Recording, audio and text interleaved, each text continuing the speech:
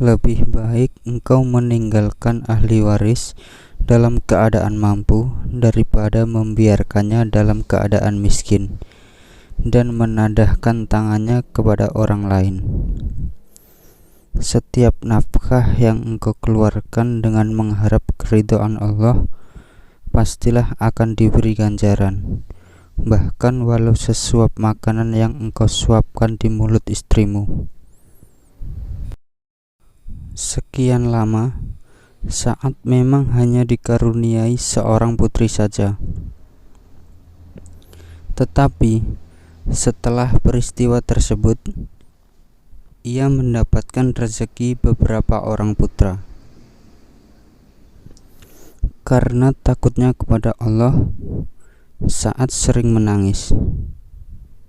Jika ia mendengar Rasulullah SAW berpidato dan menasihati umat, air matanya bercucuran hingga hampir memenuhi pangkuannya. Ia adalah seorang sahabat yang diberi nikmat taufik dan diterima ibadahnya. Suatu hari, ketika Rasulullah SAW sedang duduk-duduk bersama para sahabat, tiba-tiba beliau menatap dan menajamkan pandangannya ke arah ufuk bagai seorang yang sedang menunggu bisikan atau kata-kata rahasia. Kemudian beliau menoleh kepada para sahabat dan bersabda, "Sekarang akan muncul di hadapan kalian seorang penduduk surga." Para sahabat pun menengok kiri kanan dan ke setiap arah untuk melihat siapakah kiranya orang berbahagia dan beruntung mendapatkan taufik dan karunia itu. Tidak lama setelah itu, Sa'ad bin Abi Waqqas muncul di hadapan mereka. Setelah itu, Abdullah bin Amr bin Al-As selalu membuntutinya dan memohon dengan sangat agar menunjukkan kepadanya jenis ibadah dan amalan untuk mendekatkan diri kepada Allah, yang menyebabkannya berhak menerima ganjaran dan kabar gembira seperti dirinya. Sa'ad menjawab, "Tak lebih daripada amal ibadah yang biasa kita kerjakan. Hanya saja, aku tidak pernah menaruh dendam atau niat jahat terhadap seseorang pun di antara kaum muslimin." Itulah dia, singa yang menyembunyikan kukunya. Seperti diungkapkan oleh Abdurrahman bin Auf, itulah tokoh yang dipilih oleh Umar untuk memimpin pertempuran Hadisyah yang dahsyat itu. Mengapa Umar memilihnya untuk melaksanakan tugas yang paling rumit yang sedang dihadapi Islam dan kaum muslimin? Jawabnya, karena keistimewaannya terpampang jelas di hadap Amirul Mukminin, sebab ia adalah orang yang doanya terkabul jika ia memohon agar diberi kemenangan oleh Allah, pastilah akan dikabulkannya. Ia seorang yang sangat hati-hati dalam persoalan makan. Terpelihara lisan dan suci hatinya.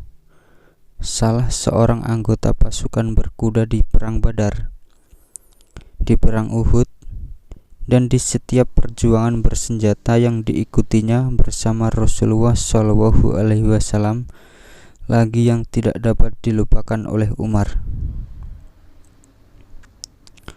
Suatu keistimewaan yang tidak dapat diabaikan harga, nilai, dan kepentingan, serta harus dimiliki oleh orang yang hendak melakukan tugas penting, yaitu kekuatan dan ketebalan iman.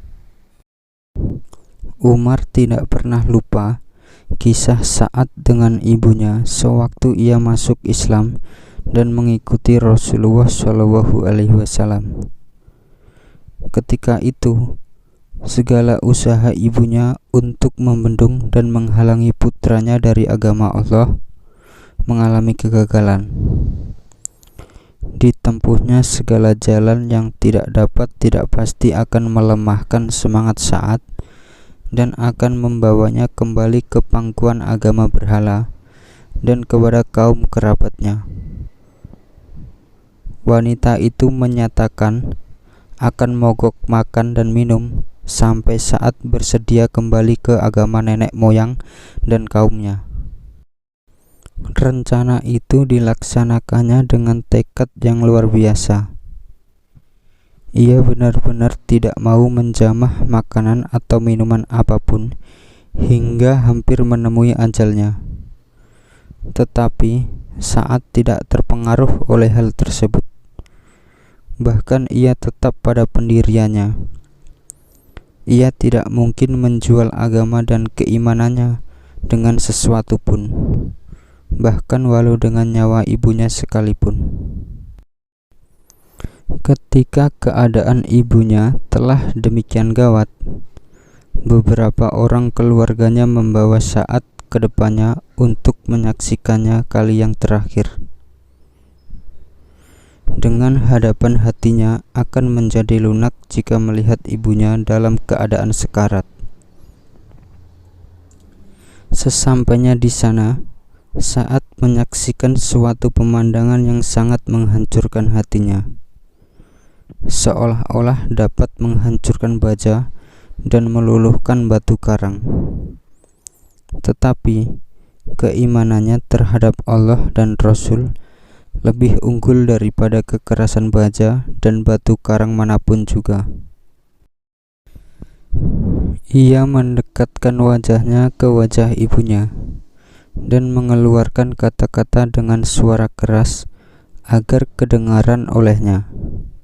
Demi Allah, ketahuilah wahai ibunda, seandainya bunda mempunyai 100 nyawa, lalu ia keluar satu persatu, tidaklah Ananda akan meninggalkan agama ini, walau ditebus dengan apapun juga.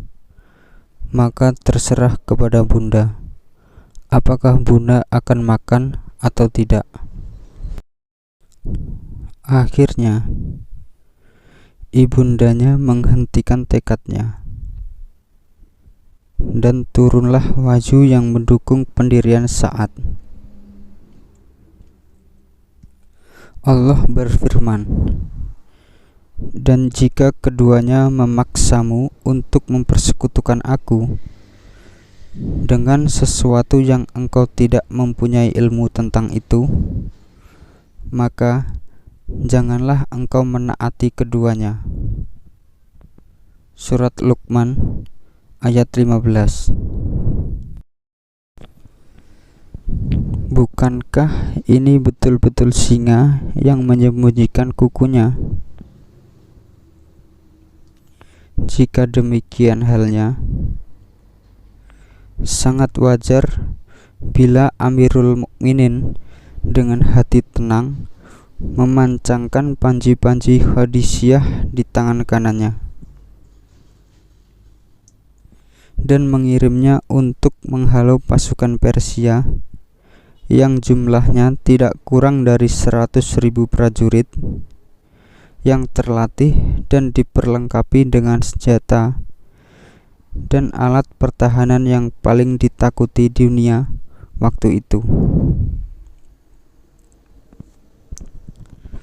Mereka dipimpin oleh otak-otak perang yang paling jempol dan ahli-ahli siasatnya yang paling cerdik dan licik. Sa'ad berangkat memimpin 30.000 mujahid dengan panah dan tombak di tangan masing-masing untuk menghadapi tentara musuh berjumlah besar tersebut. Senjatanya memang hanya panah dan tombak, tetapi dalam dada mereka menyala kemauan dari agama baru yang membuktikan keimanan, kehangatan, serta kerinduan yang luar biasa terhadap maut dan mati syahid.